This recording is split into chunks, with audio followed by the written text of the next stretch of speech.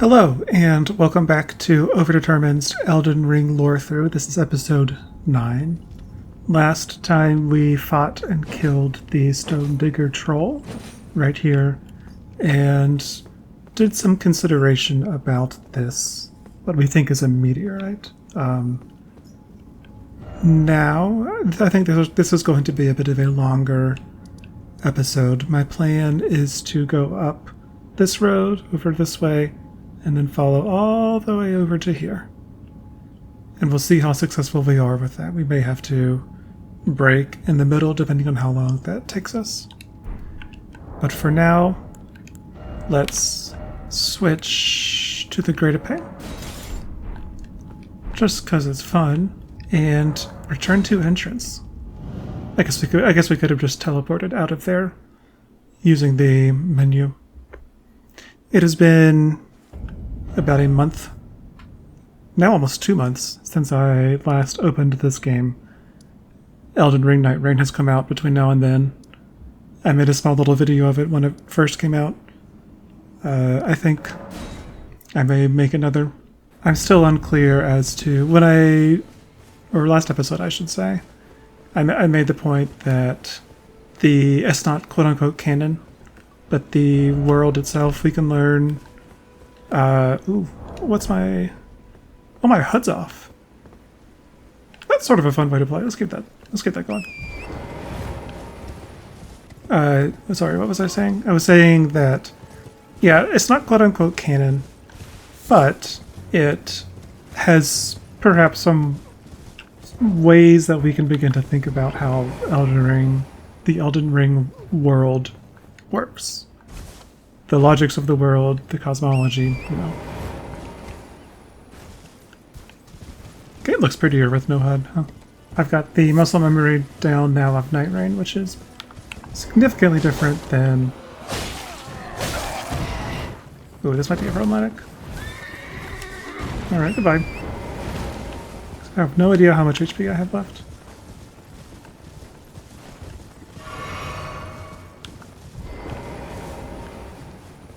I've also discovered that I am constantly using the sprint button in Night Rain. That no longer does what you might imagine it does. Oh, and I'm not doing any damage? Can I easily see status? Okay, so I'm half out. Okay. Ooh, there's that flickering over there. Maybe I need to restart the game. I sort of had hoped that these tombstones... that Night Rain would have explained more about these tombstones. That appears to not be the case. The Raider character raises a tombstone. That's mostly it, though. It does make me think, based off our conversation around the Stone Digger troll, that I wondered about these stones being made of living things that have long since turned to stone. And there may be an argument there. Here, the terrain is such that just on a little walk, the stones begin to turn into the rock itself. I think that's most evident here. So you can imagine that perhaps at some point all of these rocks were tombstones. That the land here is, in a very literal way, born of death. Here we are at the Mistwood outskirts. There's a man up there. Let's go say hi. Hello? Is anybody there? Yes. Someone who might be interested in rescuing the great Kenneth Haight, servant to the true order and celebrated repudiator of the false. Oh, Erdtree, grant me succor. Repudiate me. Ah, you've come to lend me your aid, have you? Well, that's very kind, but no, the help is very much appreciated, even from a tarnished. Oh no. Despite appearances, nobility is no prerequisite to serving the true order. You might have heard of me, Kenneth Haight. Next in line is the rightful ruler of Limgrave, young Tarnished. I would have a boon of you. I want you to take back my fort. It lies to the south, beyond the Mistwood. A knight commander from Stormvale took it. A fool! And plumb mad to boot. Simply obsessed with blood. What are you waiting for? A kiss goodbye? My fort lies to the south, beyond the Mistwood. Take it back for me. Oh, I see. You wish to know the reward. Fret not. The great Kenneth Haight is known for his considerable largesse. The celebrations will be lavish indeed upon the dawn of my fort's retrieval. So far throughout the series, we've talked about death overtaking this world, eternity overtaking this world, and the horribleness of that. Everyone has lost their minds. Most living beings we see aren't anything more than shambling corpses. The presence of a man full of vitality draws a stark contrast to the shambling nobles over there. I still don't know what to make of it. To me, the first thing that does is contributes to a sort of dreamlike quality of the lands between, dreamlike quality of Elden Ring. Meaning that this introduces a sort of dream logic, where it kind of makes sense, but not quite. If that makes any sense. The world around you follows a logic that is just barely indecipherable for you. But yeah, sure, Kenneth Haight. I'll go take your fort back, even if you're racist. Yes. Now, allow me to furnish you with a little advice. I would take great care to avoid Godric's tarnished hunts were I in your shoes.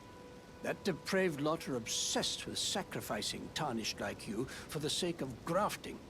Honestly, Godric's nothing more than a jumped-up country bumpkin. Lord? Oh, don't make me laugh. First, he hid himself amongst the womenfolk to flee the capital, then hid from Radahn in that castle. Then he insulted Melania, lost to her in battle, only to lick her boots rather than die like a man. Has he no shame, the big girl's blouse? And to think, he's the blood of Godfrey, last of the golden lineage, though you almost wouldn't know it to look at him. Yeah, I almost feel sorry for the chap the more I think of it. Nice lore dump, Kenneth Haight.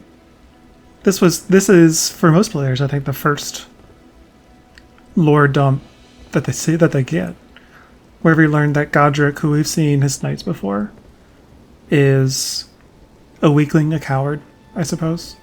And he's holed up in that castle to escape or to hide from Radahn.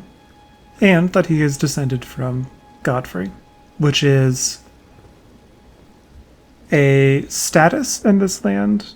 Not only, I don't know, you could say legal, right? Where if you are from royalty, you are yourself royalty, right? That's the legal order of a kingdom. But Godfrey also has some sort of inherent moral goodness or inherent moral value, where to be drawn of his blood means that some of that morality, or virtue, I suppose, is maybe the better word. To be drawn from his blood means that some of that virtue should still be residual within yourself. And with Kenneth Haight, with Godric the Golden, it isn't. You got a Golden Rune 6.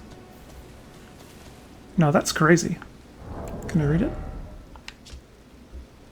The lingering residue of gold. Those born at the foot of the Erd Tree are blessed. At least that is the enduring belief of the people of the plateau. Where is the Erd Tree? Where'd it go? Found it. Well, that's good to know.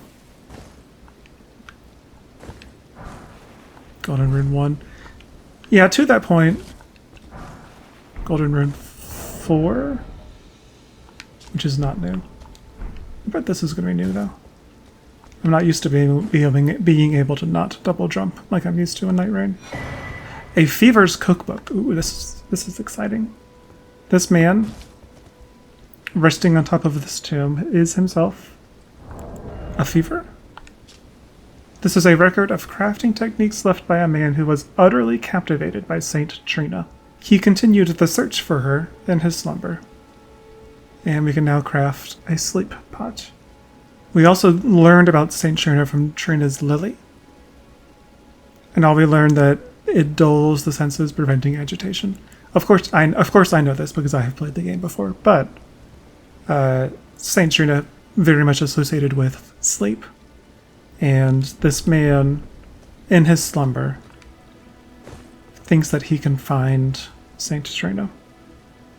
This nobleman, I should say, based off of his crown. Which has the odd effect of making it seem like this man here is asleep rather than dead. Well, that's unpleasant. Let's reload real quick. It fixed. Seems like it might be. That's good.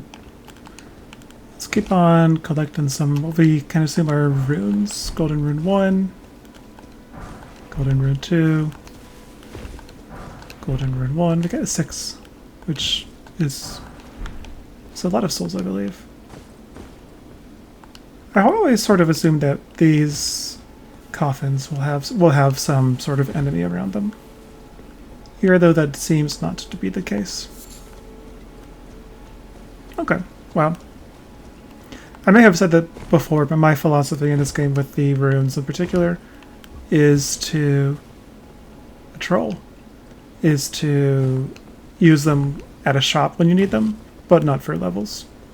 Unless you're super close and you want a meter level requirement. But oh, now that we reloaded, does Kenneth Haight have something else to say, I wonder? What are you waiting for? My food. Nope. The movement feels so slow. So slow after Night Rain. Oh, and there's fall damage at this time as well. So here are some demi-humans that we see. It does register with me that they have like set up an ambush here, which surely is more than those nobles over there that are just sort of traipsing around seem intellectually capable of. Oh. What's my Ash of War here, I wonder? Oh. Oh, figure that out. Alrighty. We got a glass shard. 2 of them, 3 of them, even. And by a noble. Let's look at what a glass shard does. It's a glass shard, covered in dirt. Because it sparkles in the light, it might be mistaken for an object of value when seen from afar. It cannot produce light by itself. Essentially worthless. It may be a crafting requirement of some description. Sure are a lot of y'all. Oh, and magic crews. Yeah, the environmental storytelling is that they murdered this man, I think, is the implication. I think it's pretty clear.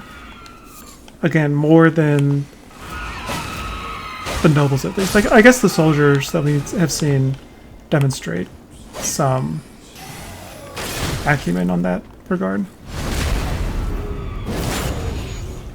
Oh, come on. There we go. And another flask. We're living the high life here. Is that troll fighting something? That was weird.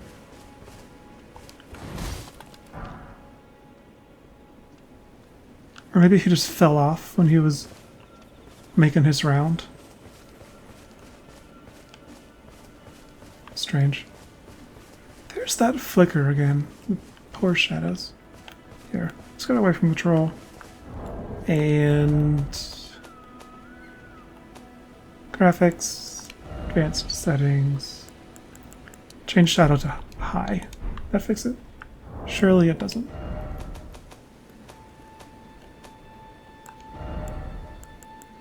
Shadow to maximum.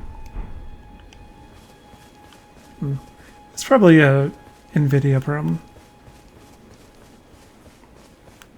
For them being the most valuable company in the world now, they sure do have a lot of problems with their drivers. Maybe that's unfair. Oh my, that's funny.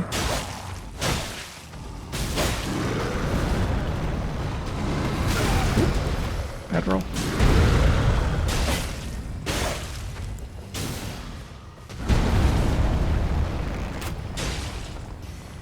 Oh, he said,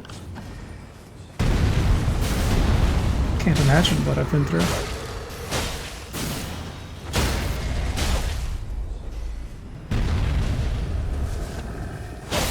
Oh, come on. There we go. You almost feel sorry for him. I think you do feel sorry for him, actually. That's my opinion. And he's dead.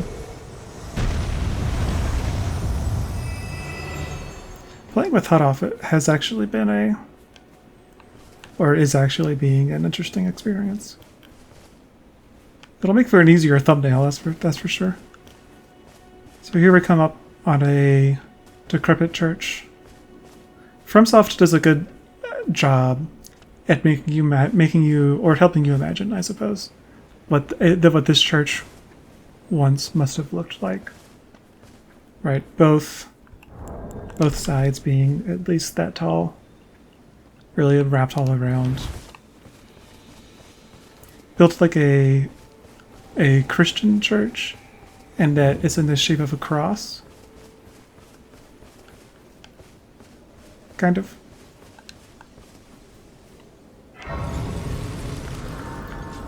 Did we find the note about what we're about to pick up?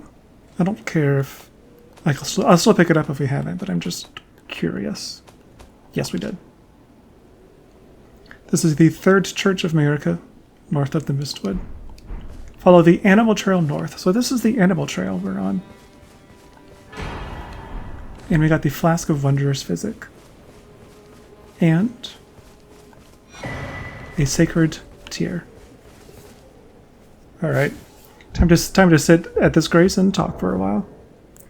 So let's talk about the magic grease first, just to get that out of the way. Solidified grease made from a mixture of magically resonant materials. Codes armament, adding magic damage to attacks. Okay, so nothing really of note. A crimson crystal tear, which is a crystal tear formed slowly over the ages where the Erd tree's bounty falls to the ground. Can be mixed in the flask of wondrous physic. The resulting concoction restores half of one's maximum HP.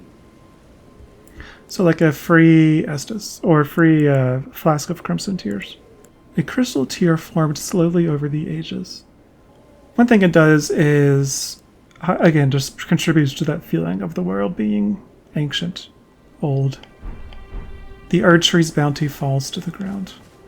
We can probably get a pretty good view of the Erd tree. There we go.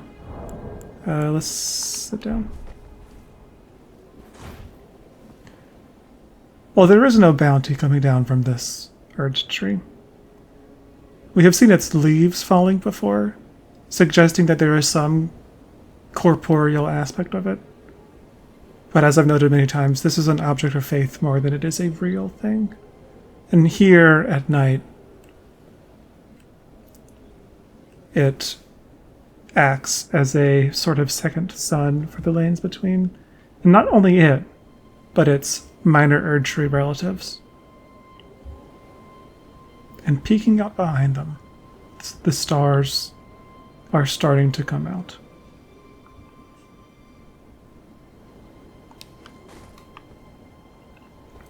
Let's leave it at night for... Night's actually not great for YouTube, but we can finish reading, at least. This is the Flask of Wondrous Physic, a relic of the physic chemists, priests of the Erd Tree. Harnesses the powers of crystal tears, which only form after the passage of many moons. Various special effects are bestowed upon the drinker dependent on the specific mixture of crystal tears, rest at a site of grace to replenish. Basins are placed at the feet of minor erd trees throughout the lands between in order to collect their crystallized tears. The most interesting part of that, of course, is the physic chemists, priests of the erd tree, which I suppose we will meet later, suggesting that, not even suggesting, just letting us know that the predominant order of this, the erd tree order, not only is a religion, but also a governing body, right? A religion doesn't have chemists. Well, I suppose most religions don't have chemists. That's nothing. This is the sacred tear, which is a blessing of the erd tree worshipped in the churches of all lands. This is but a faint vestige, increasing the potency of a sacred flask's restorative effects.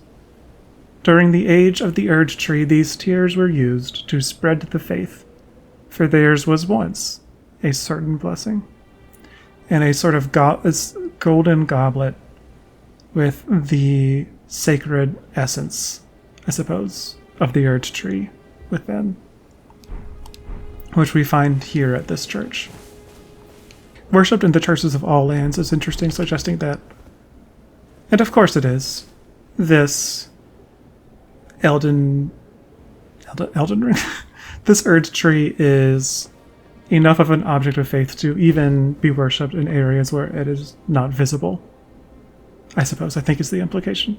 An implication of this text to me is sort of interesting, where it is worshipped in the churches of all the lands.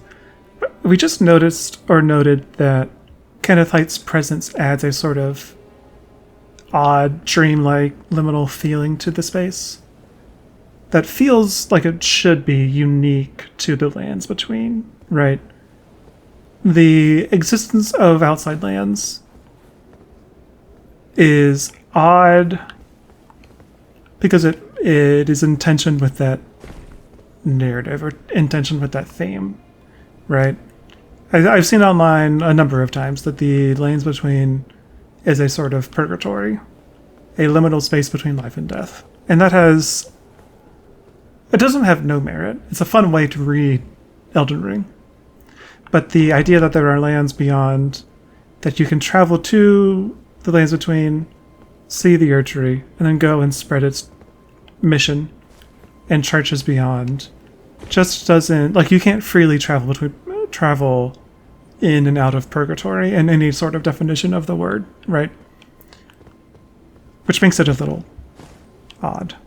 And when I first started playing this game, I noticed that, I think maybe subconsciously noticed that tension, and sort of chalked it all up to everything weird, everything that feels weird in the lands between is just a consequence of our game design decisions, where there aren't a bunch of quote-unquote normal people walking around, because that would just be too much for FromSoft to do.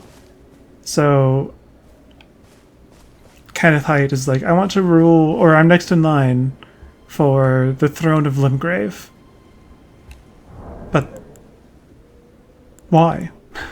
Like, what is he ruling? There is no one here. There is a merchant or two merchants that we have met, I believe. But that's it. And again, that could be read as a gameplay limitation. But if you are to suspend your disbelief at all in this game, it makes for sort of a weird, it lends itself to that weird liminal feeling.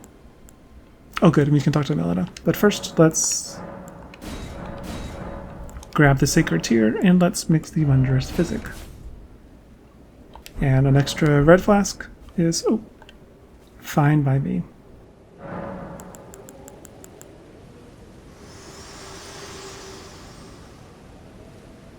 Spoken echoes linger here, words of Queen Marika, who vanished long ago. If you wish, I will share them with you. I'm interested. Very well. In Marika's own words, my lord, and thy warriors, I divest each of thee of thy grace. With thine eyes dimmed, Ye will be driven from the lands between. Ye will wage war in a land afar, where ye will live and die. Well, perhaps that might serve you in lieu of a maiden's guidance. Thanks, Melina. So again, we feel pretty confident that grace is something that dwells within the eyes. That's a stated fact about this world now. What's interesting, again, while we were on the subject of is the lands between purgatory, is America saying you will be driven from the lands between where you will wage war, live, and die. America, of course, here. With one braid coming down to her knee and the other cut off near her chest. Also, do I have a level? Ooh, I got 2. Making the wrong decisions. But it feels so good and fun to have this in one hand. Right, I can't have this in one hand? I can. Great. Alright. Let's go give Kenneth Haight his castle back.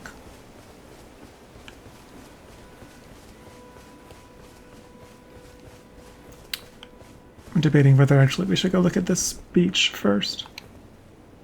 Elden Ring's beaches are so... I don't want to say strange. It's so... desolate feeling.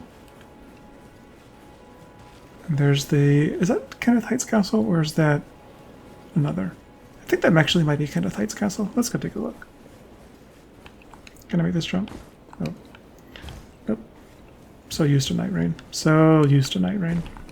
Hopefully all of FromSoft's mainline titles have that double jump mechanic, if they keep this open world type game going.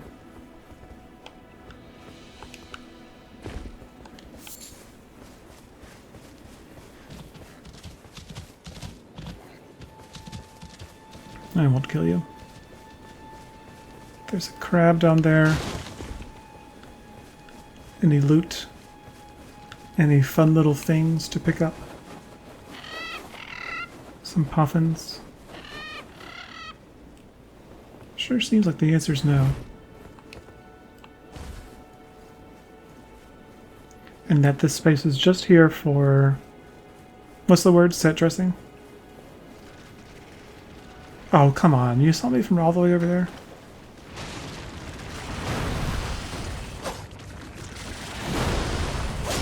I've gotten better at these since Night Rain.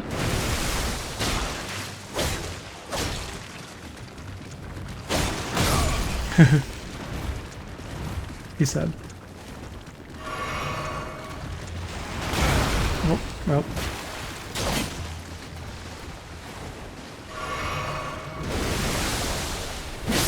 There we go.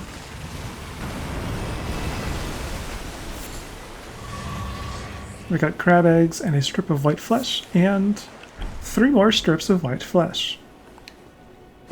Great. I am far from the first person to say it, but Elden Ring does at times suffer from the loot not feeling worth it, as it were. There was a mausoleum of some type over there that we'll leave it by itself for now. A ghostly... Candelabra is not the right word. Maybe it is. Where we find an old man and we're meant to follow his footsteps. Which I'm not going to. So I know where he's going. And it's a tedious task. Ooh, let's deal with this bear first.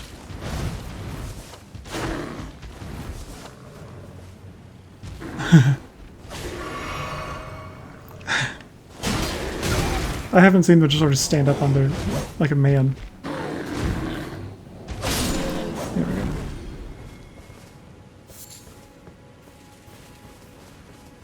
Oh, there he goes.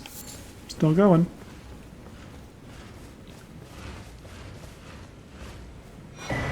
Got Limgrave's map.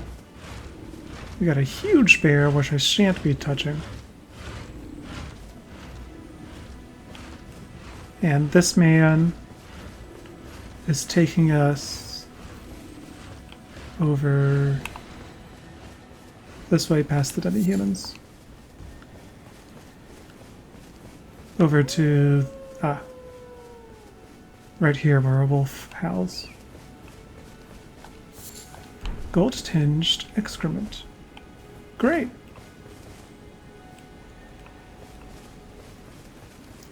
I know I'm sort of rushing through these woods. Let's go grab the beetle. There will be more for us to do later. And I know that this episode already is going to be a bit long. So no fears, we will return. We got Ash of War Ground Slam. And some stuff to read. This Ash of War grants an armament the Heavy Affinity, which increases its strength scaling, which isn't good for us. The resulting Pratfall sends a powerful shockwave in all directions. The funniest Ash of War in the entire game. This is a map of the eastern region of Limgrave. Other than the Mistwood, which envelops the south, it is known for its lands which lead to Caelid, a path trod by many a soldier in the past. And the gold-tinged excrement. Someone's excrement. It has a golden tinge. Often hidden in woods and thickets. Gold-tinged excrement is a highly stable substance. It doesn't dry out, nor does it lose its customary warmth or scent. For better or worse, it remains as it is. Funny for FromSoft to put the theme of or one of the major themes of the game immediately adjacent to description of poop. Is that it? Yes. I think there's some right here, though. That was correct. Just you, though? Looks like it. And we got thin beast bones. I think we've seen heavy beast bones. Not thin ones, though. Maybe we have.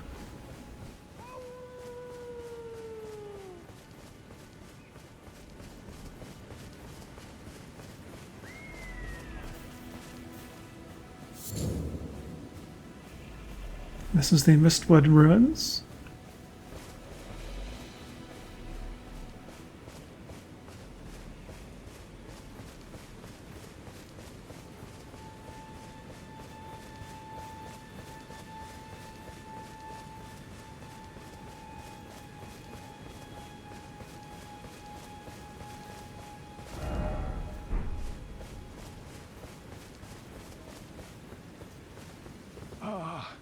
Welcome, dear customer.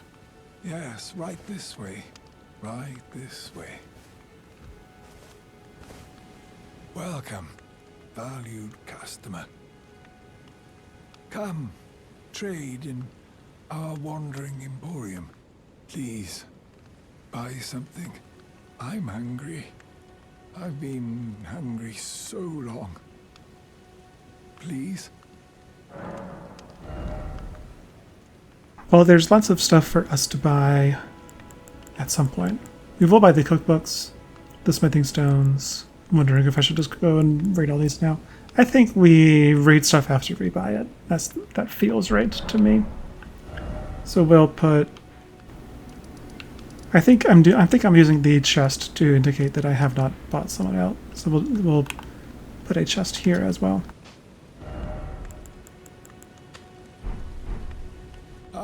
How nice. In the meantime, though... Nah, I'll save those. Nothing from him is worth using runes on.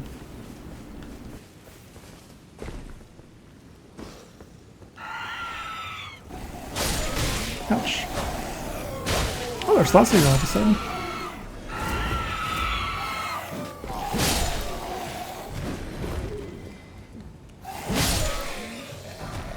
A rickety shield. And a ruined fragment. It's my lucky day. This is a creaky old wooden shield, circular in shape, roughly reinforced with vines. There are countless other shields available of better make. This piece of scrap isn't worth the effort of equipping.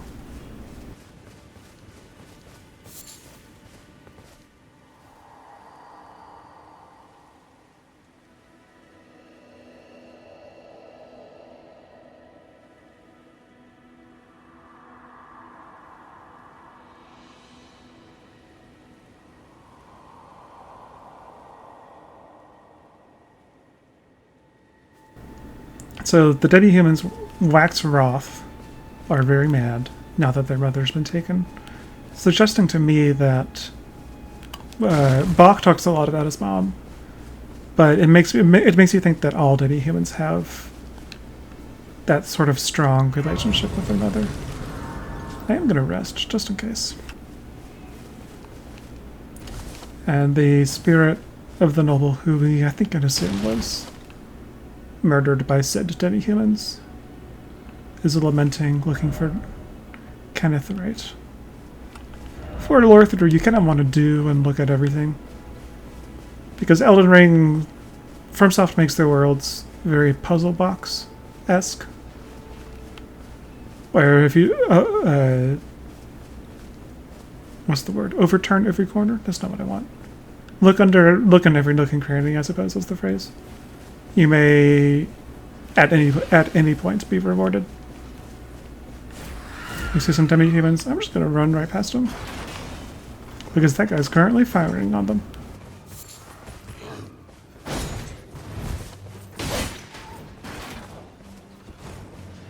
I can parry you, though, if you... Or I can't, that's fine, too. Oh. It's a bit harder to tell if I'm locked on or not.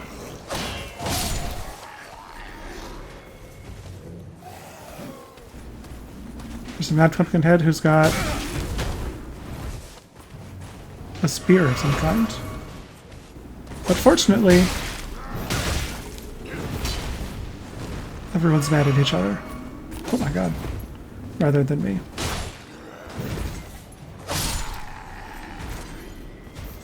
And we got a golden seed, which we'll have to remember to read. Hello. I've seen you before. And I'm still gonna get hit by you regardless. Jesus Christ.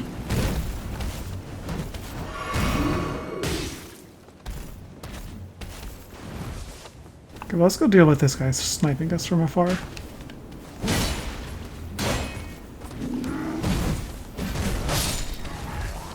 And this guy as well.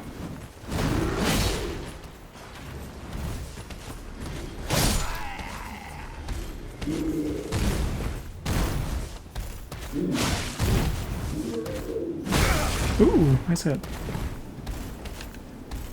Uh-oh. Not looking great for old Overdetermined.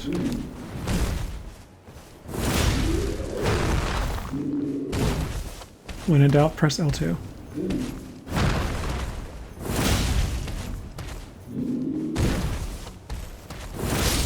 There we go. We got a Sanctuary Stone from him. And a sword and some gauntlets. Well, let's take the time to take a look at them. We got a Sanctuary Stone, a rare piece of stone fragment found near places where ruins have fallen from the sky. It feeds and strengthens the light as it shines. In opposition to the glass shard, which cannot produce light by itself, this appears to be able to produce or strengthen the light. And we've seen that light itself streaming down from the Erd trees is something tangible-ish. The golden seed, which is a golden seed found at the base of an illusory tree, increases a sacred flask's number of uses. When the Elden Ring was shattered, these seeds flew from the Erd tree, scattering across the various lands, as if life itself knew that its end had come. These seeds flew across the various lands as if life itself knew that its end had come. This always has struck me as an odd turn of phrase, because seeds typically fly away to reproduce, right? Like they get caught in the wind, and that's how trees don't die out. But this tree apparently is not meant to have its seeds spread yonder, which is a very singular tree then. And we've talked about, it says it's illusory. It very much is not. So I'm not sure what that sort of deal is. Let's equip the Flask of Wondrous Physic and take a swig. And go see about this night bedeviled by blood.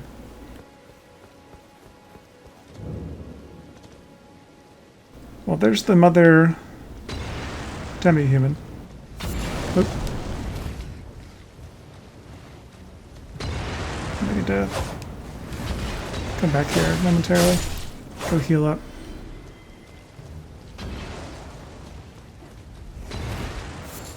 Some more blood roses. Let's go deal with these guys. I know you want to blow these fire barrels up. Alright, don't. See if I care.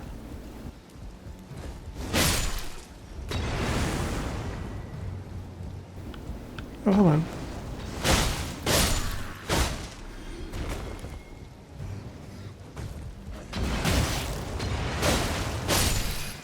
What's my HP at? Oh, more than I thought it would be. Oh, he's sitting down. Oh, he's sitting down. Alright. Speaking of a night bedeviled by blood, do you have a boss bar? I don't think you do. Ooh.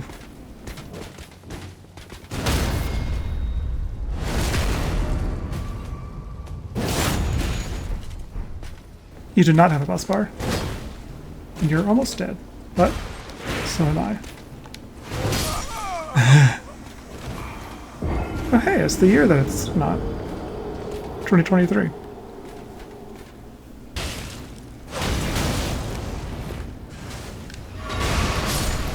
Aha! Fool me once. Can't get fooled again.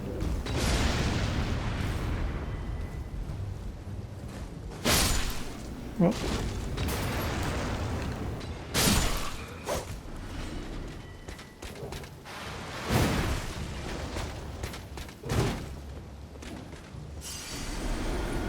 Hello, sir.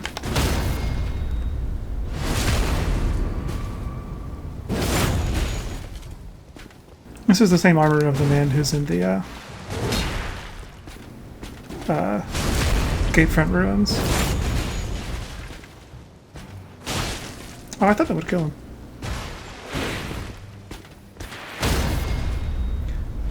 Murder him in style, though.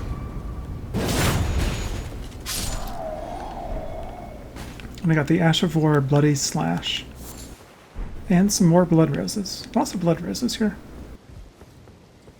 Let's go up this tower and then do some reading, I think. Climbing a ladder, I'm climbing a ladder. Climbing a ladder. I'm up the ladder. And we find Dectus Medallion left. And we get a beautiful view of the ocean. Let's read up here where it's nice and safe, I suppose. The Dectus Medallion, brandishing, or left half of a split medallion depicting the Erd tree. Brandishing the medallion with both halves conjoined will activate the Grand Lift of Dectus, connecting the Altus Plateau to Liurnia. The right half is said to reside in Fort Feroth and the Dragon Barrow, far to the east. When I first got this is like a third note I ever took out of Elden Ring, because there was that discourse when it first came out of like, You should get a notebook out when you play Elden Ring so that you can remember, what you have and where to have it. Having played the game a couple times now, I don't really think that's necessary. The game's pretty good at, if you remember stuff at all, it's pretty good at hinting where you need to go and the like. This is a blood rose, which is blood-slick roses that bloom in blood-soaked soil, particularly beloved by those who serve the Lord of Blood. Glory to his inevitable reign. Sometimes there's a discourse about how neutral or objective these descriptions are. I think this shows that they clearly are not. You could read that as worshipful. Whoever's writing the descriptions is a fan of the Lord of Blood, or I think more likely sarcasm. Glory to his inevitable reign. He's not reigning yet, but surely it's coming any minute now. And we won't know very much about the Lord of Blood for quite some time. But we get the Ash of War Bloody Slash, which grants an armament the Blood Affinity and the following skill. Bloody Slash, Blood Oath skill granted by the Lord of Blood. From a low stance, coat the blade in your own blood to unleash a rending blood slash in a wide arc. And that's it, I think. Yep. Here I was, jumping down as if fall damage didn't exist. As if I'm playing Night Rain again. I'm at full health. Are they gonna attack me while I'm here? Surely not. Ow! Fooled me twice. That rat jumped a long way. For not very much at all. Can I parry these guys?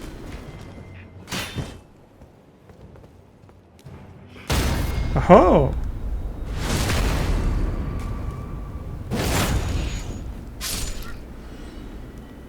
You can parry them. Anything of note in here? Some armaments and I think a cookbook? Yes. Nomadic Warriors Cookbook 6. Which is a record of crafting techniques left by roaming nomad warriors, contains knowledge for surviving in the face of utter scarcity. We get blood bone arrow, blood bone bolt. So if now we want to craft those things, surely we can. I wonder if these generally don't have any lore to them. Besides the ruin fragments, I suppose. Okay. Well, at this point, let's now head back to Kenneth Haight. Limgrave Air. Let's go back here. Kenneth, my man. I've got great news. Maybe this will open your mind, and you'll become less of a bigot because of this great news. I've done something great for you. Accept me. I've been waiting for you with bated breath. Did you manage to recapture my fort? Oh, excellent news. Just wonderful. And the knight's dead to boot. Well done, my friend. Well done indeed. I knew I was right to trust you. Now, here's your reward, as promised. Go ahead. It's all yours. Erd Steel Dagger. Right then. Time for me to head to the fort. I've much to do. First, I'll have to re-establish communication with the demi-humans. What's that look? You don't believe me? Well, under the Erd Tree, commingling with the demi-humans is made possible. Even the vulgar shall not be left behind, under the rule of true order. Which is why I, Kenneth Haight, next in line as the rightful ruler of Limgrave, have sworn to uphold it. Just you watch, my friend. Just you watch. Ah, yes. I've been meaning to ask. Would you like to enter my service? I see bright things in your future, stout warrior. Enter into my service and learn the workings of the Erd Tree's true order. And who knows? Perhaps sometime down the line, the grace of gold will return to those tarnished eyes of yours. What say you? A fine accord, is it not? Sure. Very well indeed. I knew I saw something in you. I shall await you at my fort. We shall hold the ceremony for your knighting there, I think. I see great things ahead of us. We are truly by the Erdtree blessed. So he said something fascinating there, which was commingling with the demi-humans is made possible under the true order of the Erdtree, suggesting a false order, suggesting orthodoxies, competing orthodoxies here, which is funny, I think, to have sort of like Catholics and Protestants and Lutheran, whatever, in conflict with each other over what they think the true order of the Erdtree is. Also lends itself to understanding that there's a weakening of the central religious system, which surely once must have thrived under the Erdtree. He thinks that if we enter his service, the grace of gold will return to our eyes, as it is found in his.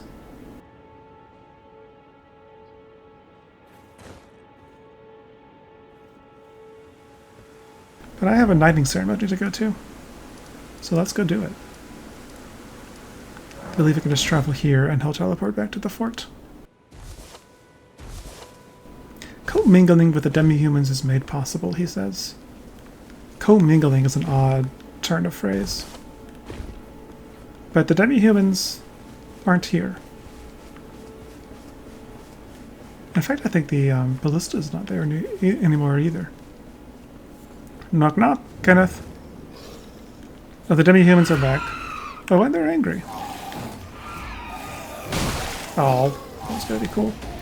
It doesn't seem like he's re-established communication with them, I have to say. Anymore.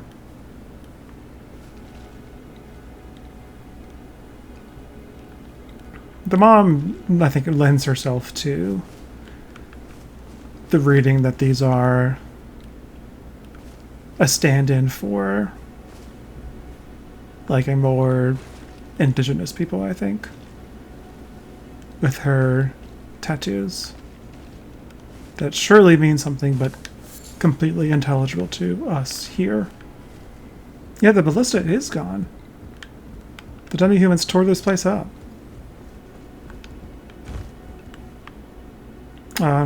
Poor Kenneth. Ah, you, is it?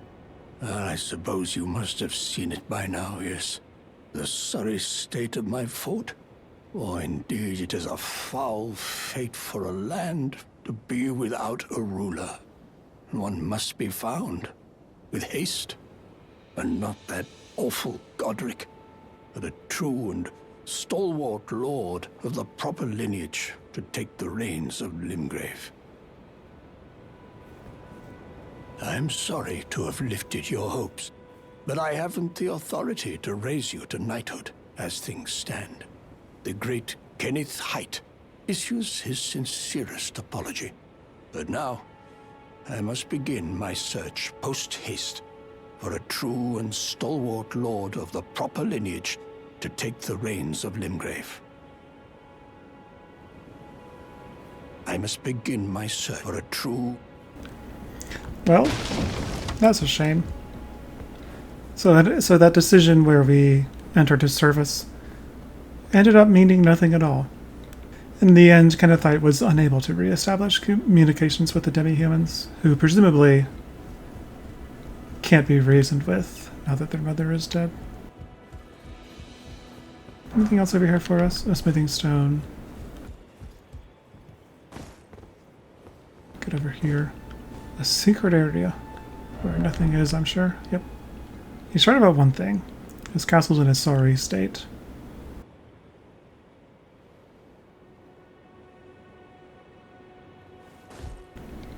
But I think that'll be it for us here. Again, us. I guess it can be us. Me and everyone watching. we've completed this. We grabbed this map.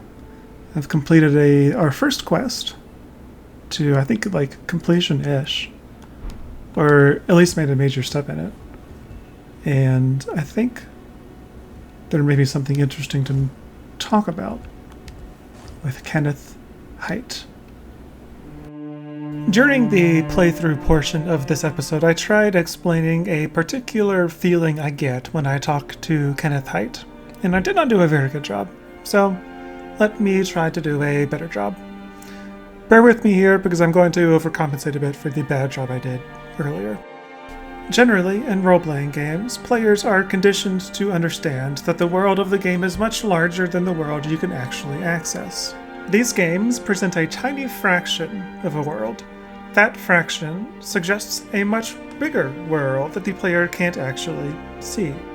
Game designers do this when they want a player to experience an enormous city or a sprawling open world with many different cities to visit, but they don't have the resources to build out 50,000 NPCs for each city, or even 500 NPCs for each city. The quintessential version of this is Skyrim.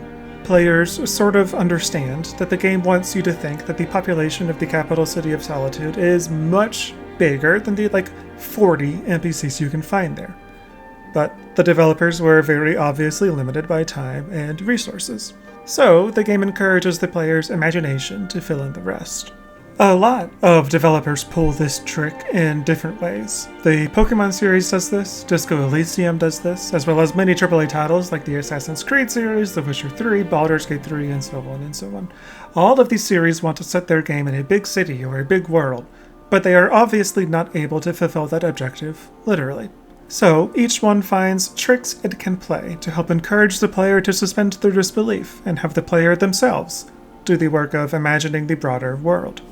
For example, the Assassin's Creed series accurately recreates enough historical landmarks such that you can feel like you are in Florence without actually having to navigate tens of thousands of homes in-game. The Witcher 3 and Baldur's Gate 3 both create genuinely massive cities with a ton of NPCs and sprawling questlines and areas.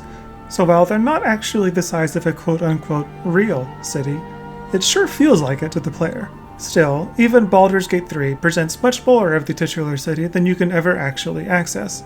Because the game did such a good job building out the areas that the player can access, it's easy for the player to imagine the rest of the city. Skyrim and other Bethesda games really ride the line of giving the player just enough to let their imagination fill in the rest. This doesn't always work. Morthal in particular feels weird and empty. Usually though, I think it actually does work. Solitude, for example, has enough visually going on when you look in any given direction that, for me at least, it's easy to suspend my disbelief walking around the city and imagine I'm in a sprawling capital city. So, the real experience of the game is bidirectional. The game presents a reality that the player's imaginative work builds upon to together create something altogether unique to the player.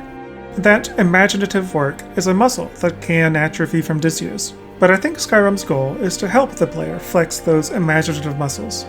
After all, that's what a role-playing game is supposed to be all about.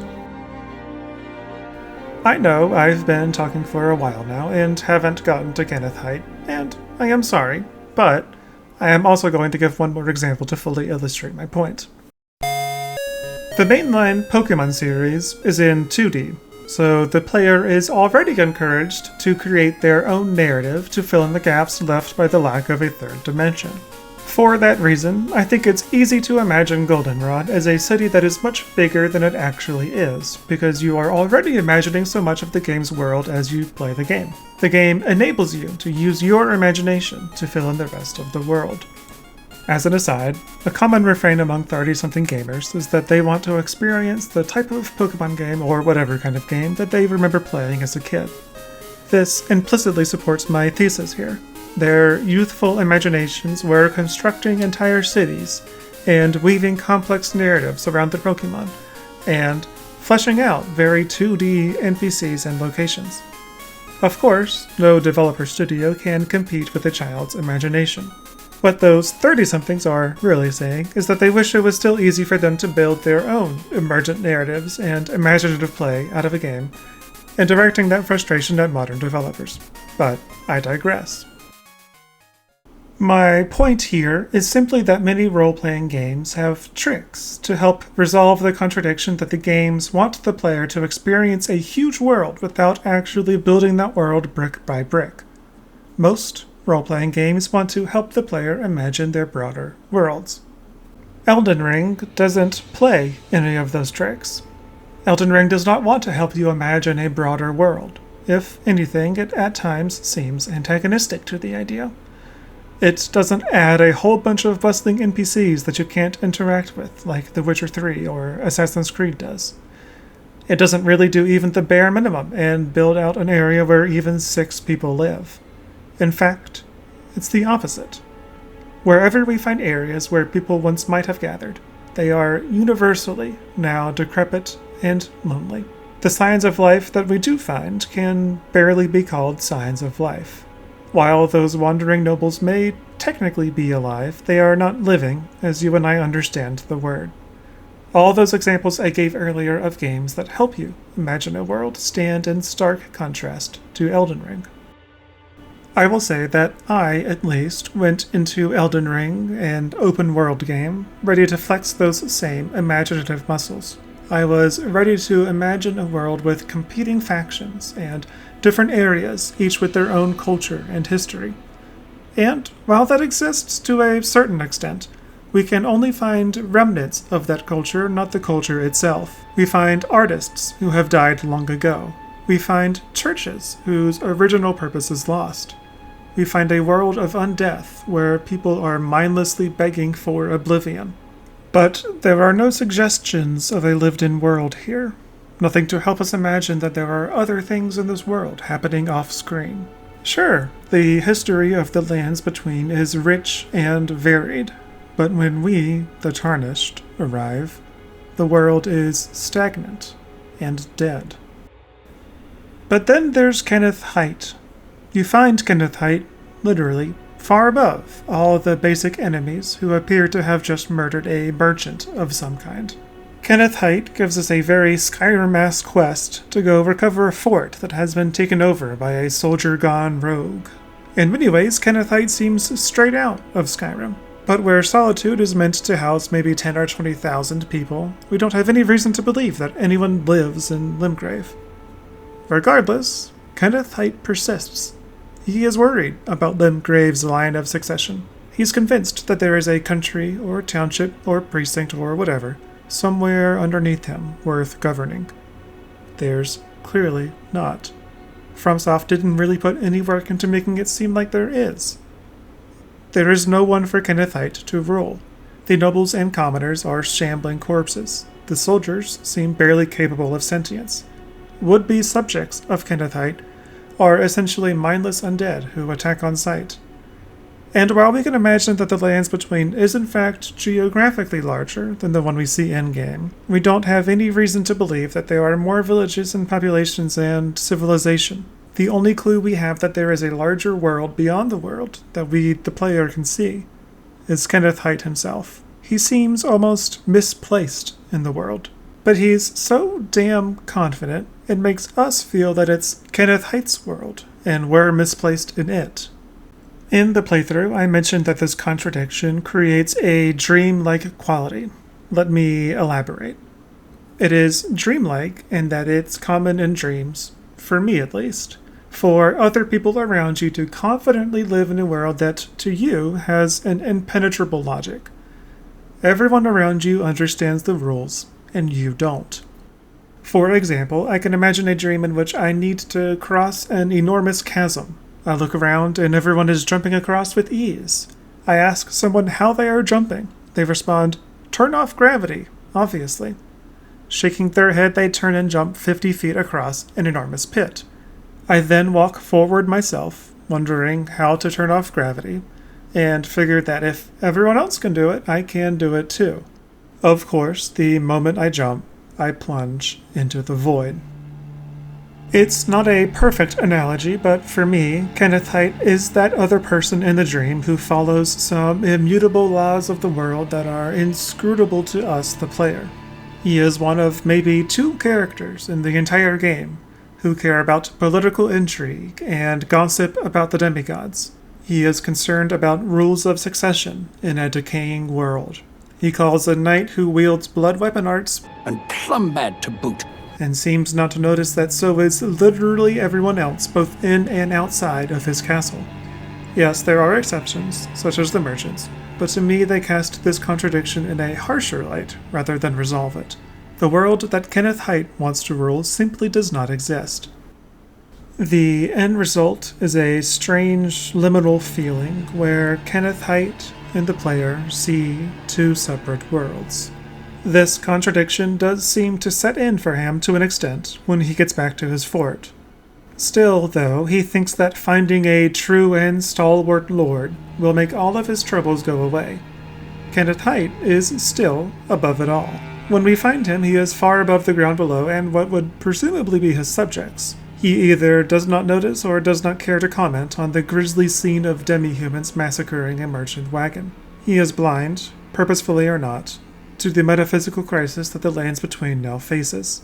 If I had to wonder what FromSoft is trying to say with Kenneth Haight's character, I would note that Kenneth Haight of Fort Haight is a member of the ruling elite in the Lands Between. I think that very fact sabotages his ability to understand what is happening in the world around him. He is an elite figure who argues about rules of succession and gossips about other elites and sees only his own world. He has what are essentially horse blinders on.